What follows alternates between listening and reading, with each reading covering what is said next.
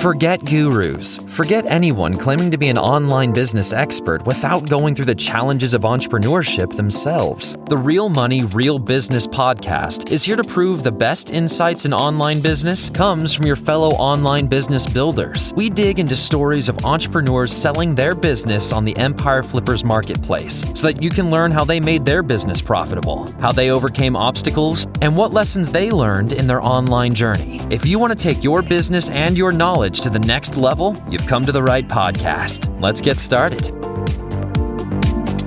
Hey everyone, welcome to another episode of the Real Money, Real Business podcast. Today's listing is an affiliate business in the culinary and health and fitness niches, and it was created in October 2015. We do these interviews so that potential buyers can get more information about both the seller and the business to help them make a future buying decision. And I have the seller with me today, and that's Kate. Welcome to the show, Kate, and how are you doing? Good. Thanks for having me. It's our pleasure to have you with us. And just before we find out a bit more about you, let me give our listeners a breakdown of your business. So today's listing is an affiliate, display advertising, sponsorships, and Amazon Associates business in the culinary and health and fitness niches, created in October 2015. The average monthly revenue for the business is $13,803, and it makes an average of $12,388 per month in net profit.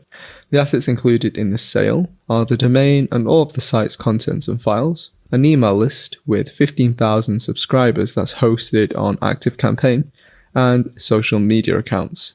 You can head over to empireflippers.com/marketplace and search for listing 50026 to learn more about the business. And if you want to start your due diligence, please remember to unlock the listing first.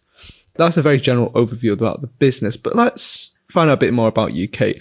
Can you tell me about how you got into building or running online businesses? Yeah, absolutely. So I was a freelance journalist for about 8 years before I started my own online business. And I was really just looking for something else to add to kind of my freelance pie at the time. I was focused on food and travel writing for national magazines and newspapers in the US. And I had read that blogging was actually a really lucrative way to make money, and it seemed to fit with my skill set at the time. And like I said, I was looking for something new. So I started my website at the end of 2015. And it took off pretty quickly. And from there, I've, started a few other businesses and really kind of just immersed myself into the online marketing world. That's wonderful. That's quite an interesting background you come from there. So you're mentioning about, the transition from journalism, internet marketing world. As you were, transitioning and learning more about that, were there any resources that just really helped you in your learning journey? Yes. One of the places that I first even got the idea for this was because I read a food blog called Pinch of Yum, and they published income reports. So I started reading those, and they really showed me like what's possible. And then I found people like Pat Flynn and his income reports as well. And so that was really instrumental in getting me started. But ultimately, I actually kind of felt like there wasn't a lot of resources out there on how to truly monetize a blog. And what did exist seemed to really play the volume game, and meaning that you made almost all of your money from advertising, and you had to have millions of page views and traffic a month in order to make any real money. And I really wanted to create something different. Since launching my own blog and then turning it into a multi-six-figure business, I then created my separate business that it's called, I don't know if I'm allowed to say what it's called, but it's teaching people how to monetize their blogs without playing the volume game, essentially.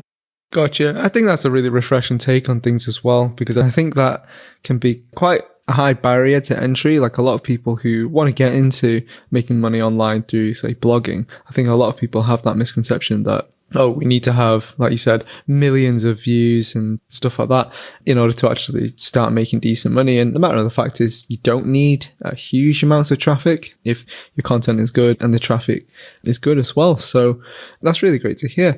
Now, with this business in particular, your site helps people with living a healthier lifestyle, providing practical guidance and product reviews. Can you share with us, I think you mentioned earlier about how you used to write in food and travel when you were freelancing. So how did you get into this business in particular? Like, why these niches?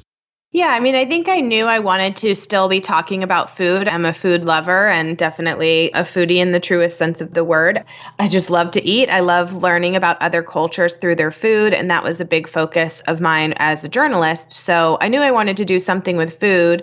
And I actually also had some health conditions that I was diagnosed with around the same time, and was getting more into the world of holistic wellness and looking at things from a more integrative approach rather than traditional Western medicine, which is just to treat everything with a pill. And I didn't want to do that. So I was kind of sharing what I was learning about this world as well, and looking at more mind, body, soul wellness rather than just physical wellness, focusing on just food and weight.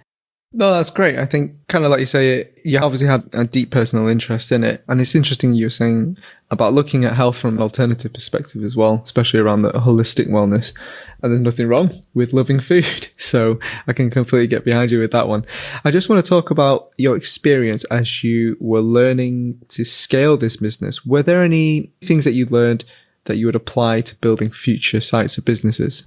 Yeah, I think the biggest thing for me was in the power of affiliate marketing. You know, my site currently is monetized with display ads, and we do sponsored content and brand partnerships and things like that as well.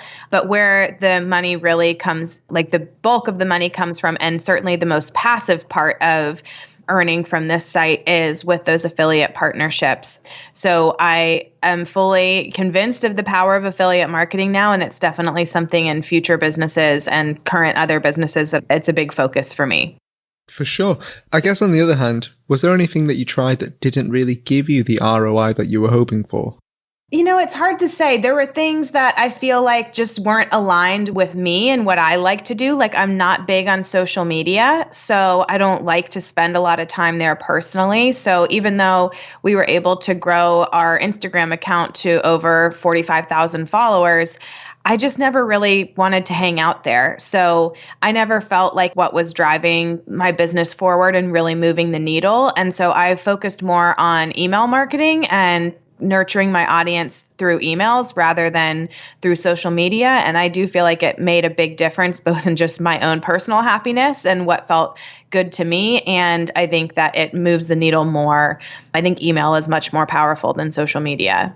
Yeah, I understand. I guess let's just talk about the email list. It's obviously quite sizable with over 15,000 subscribers on there. What do you do in terms of marketing? Like, do you send is it like a weekly newsletter that you have to make, or can you just describe a bit about that? Yeah. So one of the things that I learned a few years ago was about having kind of automated sequences set up so that when somebody subscribed to my email list, then they would get put into this autoresponder series. And it was manual work to set up once, but then after that, I didn't have to do anything more. And then everybody would kind of get this, you know, what I called like a welcome series. And so in that welcome series, I was driving traffic back to the blog, letting them know kind of like our greatest hits and what might be interesting to them that they may not have seen. And then I was also putting in affiliate links to some of our partnerships that I felt like would be relevant to people who had subscribed. And so I think that's been one of the most passive ways the site has been able to make more money, is because it's all set up in advance. And every time somebody subscribes, they're getting, you know, put through this series. And so we're constantly selling our affiliate products through there and driving traffic back to the blog and just really nurturing that connection and growing that know, like, and trust factor. You know, a site size now, especially where there's hundreds of articles and posts, it may be hard for them to figure out like what even exists. They don't even know what they don't know about the site. So having this autoresponder series has been helpful so that we can say, hey, you know, you opted into this recipe guide. You might also be interested in these posts about X, Y, and Z. So that's been really helpful. And we actually have, I think, 5 welcome series set up right now, but depending on what type of opt-in they chose to get onto the email list in the first place. So we have one for green beauty, we have one for food, we have one for holistic health, we have one for kind of like having a more eco-friendly home. So there's different categories, and they can go through these different series at different times. And it's, it's a little bit complicated to set up at the start, but then once it's done, it just kind of runs on autopilot in the background. And I think it's proven very successful for us. And then on top of that, I do send out 2 emails a week, where one is kind of a wrap up of what's happening that week. So we'll send them new blog posts, we'll send them an affiliate offer. Usually we have some partner that has a sale or a special offer, something like that going on. So we'll let them know about that. And then we send kind of a Sunday email that's more personal to, well, I say that, but it's more like the Sunday email is a little bit more like a quick hit list of, here's what we recommend to eat. Like, here's a recipe, and here's a sale, and here's a green beauty product that might be useful to you. And, so it's just kind of like a roundup of a bunch of different things that we think might be of interest to our readers. It sounds like you've got the whole infrastructure of email pretty much down, really. Outside of that, are there any like paid advertising aspect to your traffic, or is it mostly organic? It's 100% organic. We don't have any paid traffic. Okay. So I guess by extension then, can you just briefly describe what else you do to maintain the business on maybe a day-to-day or even a weekly basis outside of the emails? Yeah, so this is what I think is one of the beautiful things about this site and the business that I've created here, is that it is very hands-off at this point. I put in a lot of sweat equity in the first couple of years myself, and now I personally spend less than an hour a month doing anything with the site. I have a VA who I pay a very small fee. She only works a few hours each week, and we are updating old posts to optimize them for SEO and more affiliate marketing opportunities. We do 2 updates a month from old posts. So we're just kind of like repairing them and making sure that they're up to date and optimized. And then we have guest contributors. So we have 2 guest contributors each month. They're free. They just are doing this for the exposure. And so the VA that I use, again, this is part of her very limited job that she does for this, but it's just putting those posts into our WordPress backend and kind of managing the pitches that we get and seeking out writers when we need them. And then the emails that I mentioned, there's the autoresponder, which is obviously already set up, and the other ones are very formatted. So it's like maybe an hour a week just to put those emails together. So it's very plug and play at this point. We're not really reinventing the wheel a lot. We've been doing that for the last year and a half, and our income has only grown. So that was really cool to see that we could really take a step back and be super passive and still grow our revenue. Yeah, it definitely sounds like the operations are quite hands-off at this point. But I noticed on the listing copy that the VA won't be continuing with the business. But it sounds like even if they don't, there's not too much that the buyer needs to take responsibility for if they chose to handle or take over the VA's tasks. Yeah, exactly. I mean, I think that in what she's doing, I think there's plenty of other people that exist out there that could easily do this job as well, because it's so formulaic at this point. You just need somebody who can kind of check the boxes. And that's really all we're looking for. I mean, I do think there's a lot of opportunity with the site to grow it even more. And I feel like for the right buyer, somebody who, I mentioned that I don't play the volume game. We have a relatively small audience, especially considering the amount of revenue that we create each month. I think that a buyer could come in and bring some more traffic to the site, whether using paid methods or backlinks. And we don't do any backlink outreach or anything like that. So everything right now is truly organic, just coming from Google, SEO, and our email list. I think there's a lot of opportunity for growth. And if we're able to monetize this size audience, I can only imagine how much more money the site could generate if we had more traffic coming in. For sure. Kate, so far everything you've shared sounds like the business is doing very well. You can see that it's bringing in a good amount of profit each month, but our listeners will be wondering why you're selling the business right now instead of staying with it and growing it. To be totally transparent, it's just not something, it's not where my heart is anymore. I feel like I've kind of said what I wanted to say on the topics that we cover.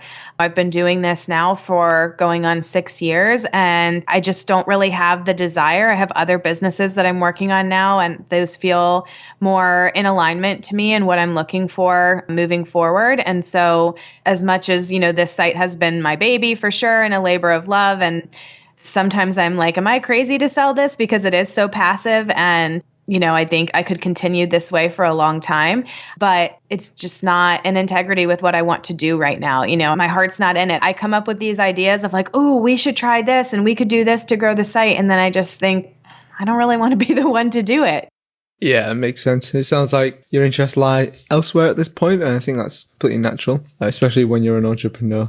I think everyone gets a bit of shiny object syndrome from time to time, and maybe it's the right time for you to move on to a different project as well. If you did stay with the business, though, what were some of the ways that you tried to grow it? Well, I think a couple of things is that I would probably put more effort into driving more traffic to the site. Like I said, I feel like the traffic piece is a big opportunity right there. And we currently don't do anything to do that other than just keeping the site, the site health really, really high and making sure that we're optimized for SEO and that kind of thing. But I think there's a lot of things I could do to drive more traffic if that were a goal. So I would probably focus there. I also think that we don't currently sell anything of our own on the site. So I feel like online courses, there's such a big market for those now. I would probably create a couple online courses that we could sell as well. And they could be anything from food to beauty to, holistic health. And there's a lot of opportunity there, mindfulness, self-care, things like that. So I'd probably do something with online courses. And I would probably try to bring on more writers, honestly, and really have, right now, like I said, we're only publishing 2 new posts a month, and then the other 2 are just updating old posts. So I think bringing in wider variety of writers and really growing it to be like, I think there's potential for the site to become a site similar to like a Mind Body Green or something where it's really a health and wellness destination with lots of different voices and ideas. And that's one of the things I've always thought, okay, if I were to stay with this, I'd probably go down those routes. For sure. Definitely sounds like there's lots of different avenues to explore and room to grow. Obviously, with all businesses, there's always inherent risk involved. What would you say are some of the biggest risks with this business that a buyer should be aware of? I think anything, the internet changes so quickly. So I think any online business, you just have some of that inherent risk of like, who knows what algorithm changes could happen, or, I can't even really imagine what it could be or what's next. Blogging, I think, is so huge right now and only growing. But, I think it's always a risk of what's going to happen in the industry and in the tech world specifically. So that's really the main thing I think that comes to mind for me is just the internet changes quickly. For sure. Last few questions from me then. How much support are you offering buyers? I think it depends. In my ideal scenario, I think there would be a pretty clean break and I would be fully removed from the site. And some of the buyers that I've spoken to thus far, they have talked about having me serve as more of a consultant and, paying me a fee each month to kind of advise on where I think there's opportunities and what we could be focusing on. And I'm definitely open to doing something like that. I'm not interested in being a part of the day-to-day operations of the business. So if they're looking for somebody to manage the editorial or, to write for the site or things like that, then I'm not open to that. Okay, that's good to hear. Are you willing to commit to a non-compete? Yes. Great stuff. And are you open to negotiating something like an earn-out, like seller financing? Yeah, I'm definitely open to unique ways of, finding the best deal for both parties. That's great to hear. A last question from me then. If you put yourself in the shoes of a buyer, why would you say that this is a business worth buying? I think the main thing is that because if you took it over as it is right now, it's almost 100% passive income. And so if you're just looking for something to add some passive income to your revenue, then this is a great opportunity for that. But if you are wanting and willing and able to, again, focus on some areas for growth, like growing the traffic, offering some of our own digital products, growing our stable of writers and producing more content for the site, I think there's just so much potential of what could happen with the site for the right person. Fantastic. Is there anything you'd like to share that you think I might have missed? No, I think you pretty much covered it. Great stuff, Kate. It's been a pleasure having you on today, and I hope that your business gets picked up by the right buyer in the very near future. Thanks so much. All right, everyone. Thanks for listening. To learn more and see if this listing has already been sold, head over to empireflippers.com/marketplace and search for listing number 50026. If you're watching this in YouTube, click the link in the description to go straight to the listing. And once you've unlocked the listing, you'll be given everything you need to know about this business. So until next time, enjoy your digital journey.